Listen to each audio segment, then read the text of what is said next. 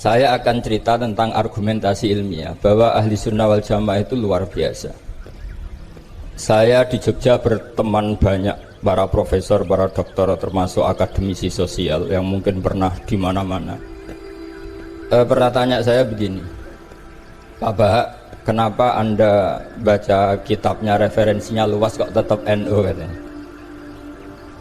Terus saya bilang, problemnya apa sebagai NU? Biasanya terus mereka mengutip sekian makalah. Kebetulan makalah itu provokatif dan siapapun yang baca makalah itu pasti menjadi NU. Tak jamin ya. Kalau di Jogja misalnya di satu penerbitan, saya termasuk di dalamnya, itu pernah diperbandingkan kitabnya Said Muhammad Mafahim Yajibu An-Sohah dengan kitabnya Bin Bas. Judulnya Hadhihi Mafahimuna. Biasanya kitab-kitab terjemahan Wahabi itu memang cukup provokatif dan dengan narasi yang memang siapapun yang nggak pernah mondok pasti tertarik. Misalnya begini, cerita bid'ah misalnya. Iyyakum wa muhdatsatil umur fa inna kulla bid'atin dhalalah wa kulla dhalalatin finnar misalnya gitu. Wa kulla muhdatsatin bid'ah wa kulla bid'atin dhalalah wa kulla dhalalatin finnar. Ada yang baca wa kullu bid'atin dhalalah wa kullu dhalalatin finnar. Terus beliau meneruskannya begini, kata Bin Bas, hadza huwa Rasulullah hakama bi annal bid'ah kullaha dolalah. Terus diteruskan, wajar as-Syafi'i faqasama ila hasanatin wa dolalatin wa sayiatin. Jadi dengan narasi seperti itu orang itu tahu bahwa Syafi'i itu kurang ajar tenan gitu, kira-kira gitu. Jadi dia, ini Rasulullah yang mengatakan semua bid'ah ini dolalah, tapi Syafi'i lancang dengan membagi ada dolalah, ada sayyah, ada hasanah, ada sayyah. Ini aneh katanya, wong Rasulullah yang Nabi saja bilang satu, semuanya dolalah, kok dia bilang dua ini. Diredaksikan Jaro'ah, kira-kira makna sedannya yang lama atau berani. Sehingga orang mesti tanya, kenapa sih tidak ikut Rasulullah saja? Tapi ini satu ilmu, setidaknya ilmu perdebatan, bukan ilmu hakiki, karena kita tidak tahu yang diridhani Allah yang mana. Tapi kemudian Said Muhammad dalam kitab Abwaabul Faros, juga dalam kitab-kitab beliau menyanggah itu dengan mengatakan jika makna bid'ah adalah yang nggak pernah dilakukan Rasulullah, itu salah besar. Terus beliau cerita sekian hal, termasuk yang diceritakan adalah ada seorang sahabat ketika sholat dengan Rasulullah tidak pakai doa mainstream, yaitu ketika itidal sahabat tadi bilang alhamdulillah hamdan katsiran thayyiban mubarakan fih. Setelah itu setelah Nabi habis sholat tanya ayyukumul qail, siapa tadi yang melafadzkan itu? Semua sahabat diam karena takut disalahkan. Tapi apa yang dikatakan Nabi?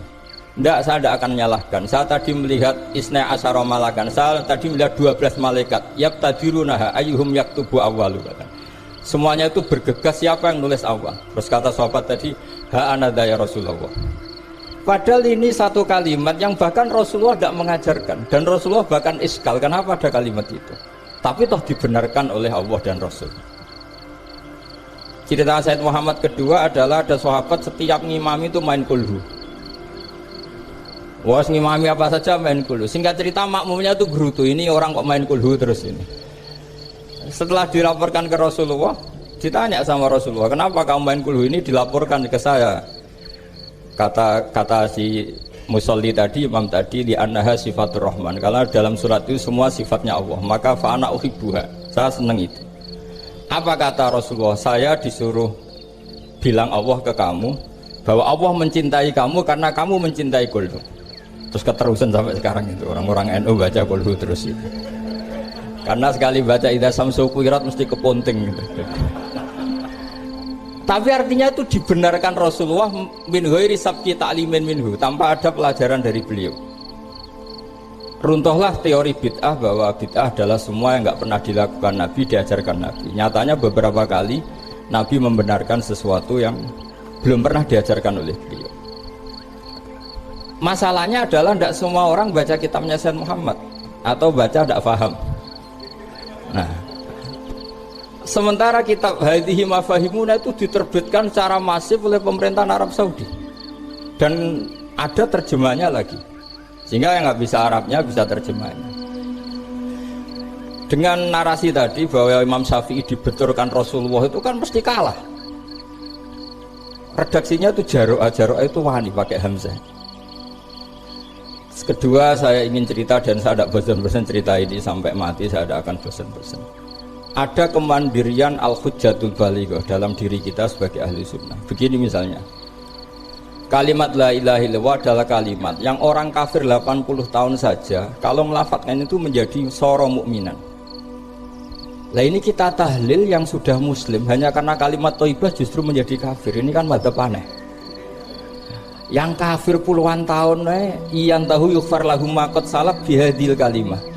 Ini kita karena tahlilan sampai nyekel patok menjadi kafir juga karena la ilaha illallah. Ini aneh. Jadi kalimatun sing yakunu bihal kafiru musliman menjadi kalimatun yakunul mukminu biha kafirun. Ini kan kaidah yang aneh. Nah, saya ingin kalau ahli sunnah yang seperti ini sudah mandiri, sudah sehat, ya baguslah seperti itu. Terus yang terakhir, kenapa ditambahi an-nahdiyah? Ya seperti yang dikatakan moderator tadi. Di terminologi internasional itu kalau ahli sunnah pokoknya yang tidak sabus sahabat ahli sunnah. Sehingga Wahabi, Muhammadiyah, Ikhwan semuanya ahli sunnah wal jamaah. Karena kalau di media internasional asal tidak Syiah itu ahli sunnah. Hanya itu saja perbandingannya. Kalau ikramus sahabah ya ahli sunnah, kalau sabus sahabah ya Syiah. Problemnya adalah kita tidak ikut kelompok besar ahli sunnah yang mainstream di internasional karena mereka anti wasilah, anti tahlil. Sehingga terus Indonesia bilang ditambahi ahli sunnah wal jamaah an-nahdiyah.